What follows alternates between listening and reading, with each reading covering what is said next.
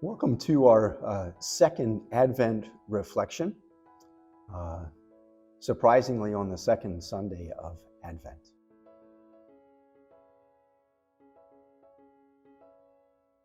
And I'd like to take a moment to ponder with you the humility of God.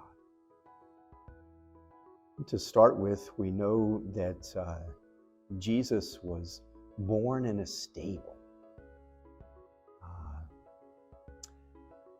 With a dirt floor and with animals to keep him warm and absolutely no amenities whatsoever, right?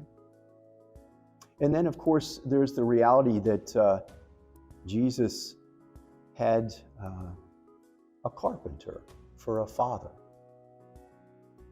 not a lawyer, not a doctor, not a Pharisee. But Jesus' father was, his earthly father, was a blue-collar worker. And of course, Jesus grew up in the town of Nazareth, a very small, insignificant town, and far away from any large city.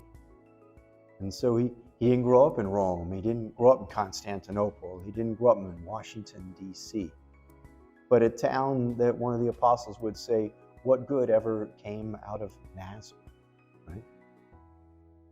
And of course, later on, Jesus would admit that he was a king, but he wouldn't be a king of armies, he wouldn't be a king of great nations, but he would be a king of hearts, human hearts. And yet, even at that, he wouldn't rule by force. He wouldn't rule by coercion, but by invitation. Come and follow me. Be a disciple. Sit at my feet. Come to know what true conversion of heart is all about. Right? And so, of course, it's not surprising that John the Baptist, Jesus' precursor, would share a commitment to this virtue, this beautiful approach to life.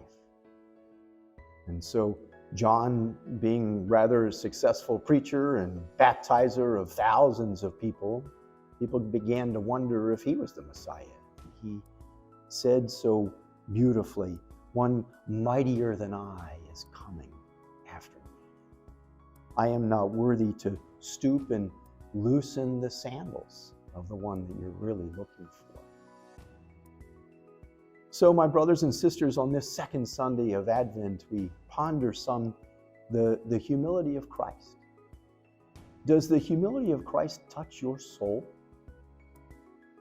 Does it invite you to renounce your own pride? Does it inspire you with the truth of the gospel?